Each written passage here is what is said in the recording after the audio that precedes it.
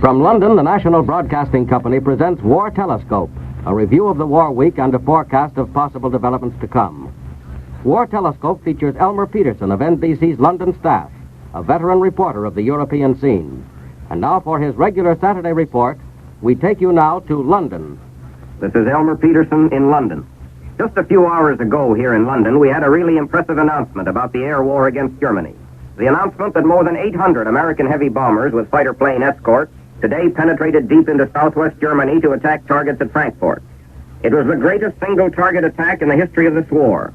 In the number of planes attacking a single target, it reflects the enormous growth and development of American daylight bombing in this theater. For it's understood that hundreds of escorting fighters went along, so many that it's possible that 1,800 planes participated altogether. It means that a small army of young Americans today use their skill and courage and determination in an attack on Germany. It means that the 8th Air Force, just starting its third year as an organized unit, is now striking blows such as the Germans never imagined possible, hitting its specialized targets which the Luftwaffe must defend at a price the Luftwaffe finds it increasingly difficult to pay. Now, full details of today's raids are still lacking. However, if each of the flying forts and liberators carried 2 tons of bombs apiece, it can be assumed that some 1,600 tons of bombs went crashing down on Frankfurt, a total which measures up well with the loads being carried by the RAF on their big night operations. The returning crews reported that opposition was light in some instances, vigorous in others, but that on the whole the raid was carried out smoothly and effectively. Some of the crews reported they could see smoke rising above the overcast by the time they arrived over the target. NBC correspondent Ed Hawker was at one of the American bases when the planes returned from this great and concentrated attack. It was, Hawker told me by telephone a few minutes ago, an exceptionally dramatic and exciting scene, hearing the returning airman's own version of the tremendous size of this raid. All the planes returned safely at the base he was visiting, Hawker reported. The airmen Hawker talked to said they saw very little flak and no more than 50 German fighter planes. In fact, they said opposition in the air was light. Apparently, one gunner told Hawker, our fighter protection was so effective, it kept most of the enemy planes below cloud cover.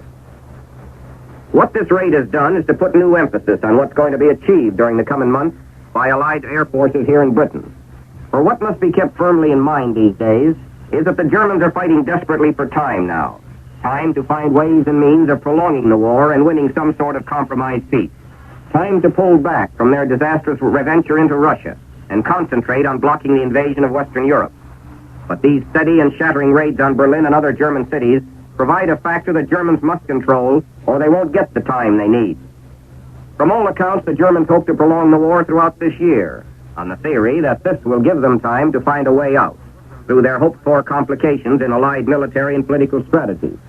But they can only do this by defending their war production centers, especially their fighter plane factories.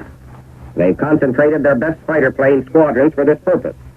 They're matching their production of fighter planes and their reserves of fighter planes against the great smashing blows such as they received today, and they're losing.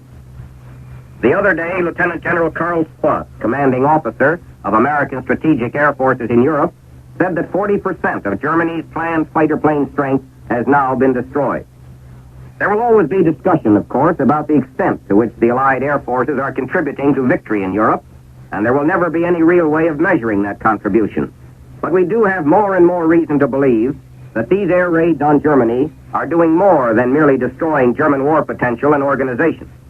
They're also building up a reason why the German High Command will have to admit defeat. A reason which, and it's a danger that must be guarded against, the German High Command will welcome. In preference, that is, to admitting complete defeat in land warfare. What the 8th Air Force and RAF are hitting at now is the very core and kernel of German willingness and ability to muster a complete and solid defense against invasion of Western Europe. Here in Britain, it's impressive these days to watch American soldiers preparing for their tasks in the important days to come, and not only their prescribed preparations of things they must do. As you meet and observe these modern American soldiers over here, you're impressed by a variety of things. There is, for the example, the matter of their voluntary interest in foreign languages, something for which they're being given every facility. Personally, I've been amazed to learn the extent of the interest being shown in this.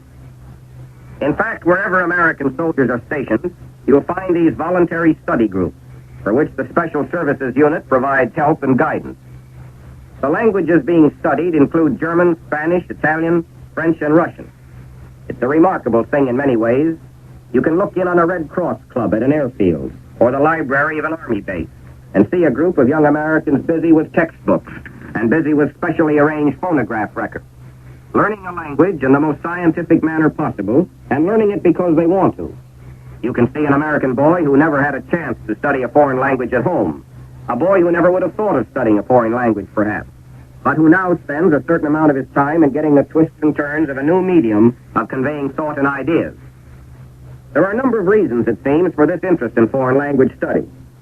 For one thing, I'm told many an American soldier recognizes that he can be better equipped as a soldier if he can speak and read a language other than his own. He realizes a most obvious fact, namely that under certain circumstances, whether of attack or occupation of a country, the soldier who knows something besides English may be worth two men. Another reason, of course, is a natural desire for learning. In some cases, it provides a diversion, an interesting hobby. But the outstanding reason seems to be that many an American soldier has some imagination about his possible future tasks. He feels that before this war is over, he may be seeing some new countries, and that he might as well get ready for that.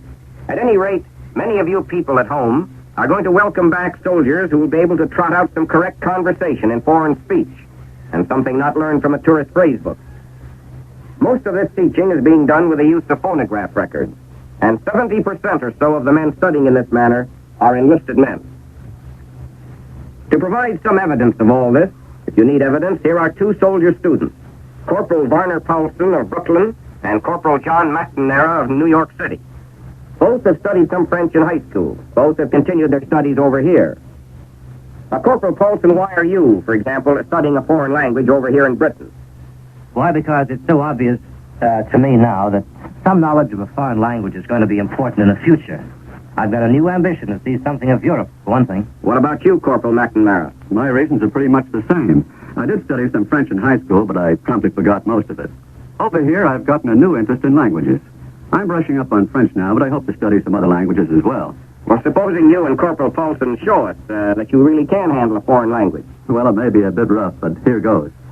Warner, est-ce la première fois que vous visitez Londres? Oui, c'est la première fois. Aimez-vous Londres? Oui, naturellement. Tout le monde ici est très gentil pour nous. Où irons-nous ce soir? Où il vous plaira. Pour moi, cela m'est absolument égal. Eh bien, allons au théâtre. Well, that convinces me, and it should convince you who are listening, that we're getting an army that can take care of itself most anywhere.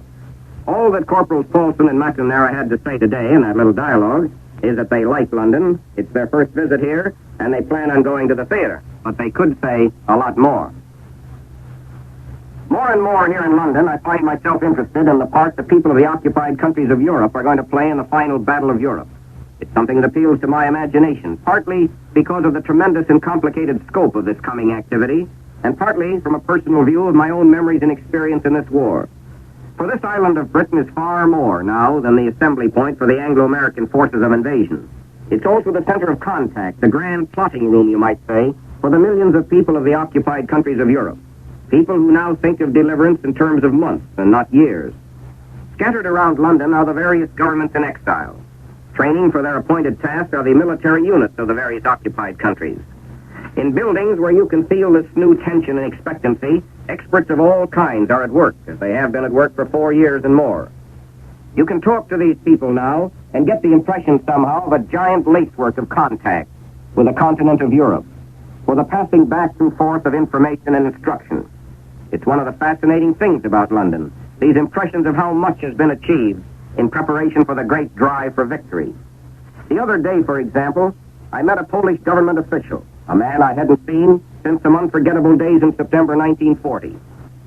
I saw him last on a highway leading out of Warsaw. Behind us, the city was being bombed unmercifully, a city still fighting gallantly and courageously. All around us on the highway was a confusing whirlpool of refugees, soldiers, peasant carts, and trucks. As a part of this scene, Polish officials and experts, the men now working here in London, were on their way to keep the Polish government going. They left their country to continue their work outside Poland. But there were many Poles, as there have been many Frenchmen, Norwegians, Dutch, who could have left their respective countries, but who did not leave. Not only because they had no chance to leave, but because they felt their duty was to remain. There was a Polish woman whom I helped to leave Warsaw. But when our party was halfway to Romania in safety, This Polish patriot changed her mind. He simply said to me quietly, "I was wrong to leave Warsaw. I had a moment of panic, but it was a mistake to yield to it. I must go back where I belong." As I recall it now, it was a strange experience watching that Polish woman change her mind and go back into that hell of flame and fury that Warsaw became. Yes, it's these sort of thoughts and memories that impress you greatly here in London now. It's very easy, after all, to get into the habit of thinking of the coming invasion as an Anglo-American affair, forgetting that it's going to be a United Nations affair. There isn't much that can be said about the preparations now being perfected, but there's one point that may emphasize the matter. You must remember that invasion of Western Europe means more than spearheads of highly trained and perfectly equipped frontline soldiers. It means also a vast group of men and women who will work in the rear of these frontline soldiers on matters of supply and communication. And it's for such things as these that the people of the occupied countries have been preparing, among other things. Preparing according to definite and detailed plans, and under conditions of oppression and persecution. There are political complications about the extent of the resistance that may be put up against the Germans in some cases. Certainly the Germans would like to have us believe that they have been able to prevent a great deal of the necessary organization. Still, the simple fact remains that the military assistance from the occupied countries of Western Europe is going to be an important factor in the final defeat of Germany. But this is only one of the things that makes you reflect now on the great and profound changes that have occurred since this war began. It's about 3.5 years now since Prime Minister Churchill delivered one of his famous radio broadcasts to the British people. "We wait undismayed the impending assault," said Churchill on July 14, 1940. "Perhaps it will come tonight. Perhaps it will come next week. Perhaps it will never come." This same mood and atmosphere is with us now here in Britain, although the circumstances have changed vastly. Once again, the British people are getting set for an assault against this country when the Germans try their final desperate measures to block the invasion of Western Europe. We're getting open warnings here now of what we can expect when the tide of Allied land, sea, and air power flows across the English Channel. Warnings that the Germans may try anything and everything to disrupt invasion operations on this side of the English Channel, through airborne suicide squadrons that will try to sabotage transport facilities in this country, through large-scale air raids, possibly through the weapon of poison gas. But this is a Britain, remember, that has progressed far from those days of 1940. Out of these years of preparing for attack, there also has come a new defense machinery for this island. Whatever the Germans try, they will not succeed, although they may still cause a great deal of trouble. Another change that you sense here in Britain now is the manner in which events are providing the Allies with definite political advantage. One report here today is that Britain may now take parallel action against Franco, following the United States ban on oil shipments to that country. It's assumed that this would involve a suspension of wheat and coal supplies to Spain from British sources, supplies highly important to Spain. It's something that would help impress on the Spaniards, and impress very deeply, the poor rewards of their policy up to now. This is Elmer Peterson in London, saying goodbye on this program until this time next week. You have been listening to War Telescope, a weekly report on the war as seen from London by Elmer Peterson, NBC's veteran observer in the British capital. Mr. Peterson is presented each Saturday at this same time over most of these stations, and today he had as his guests Corporal Paulson and Corporal McNamara of the United States Armed Forces, speaking on studying languages in the Army. So be with us again next Saturday at this same time for another edition of War Telescope. This program came to you from London and New York. This is the National Broadcasting Company.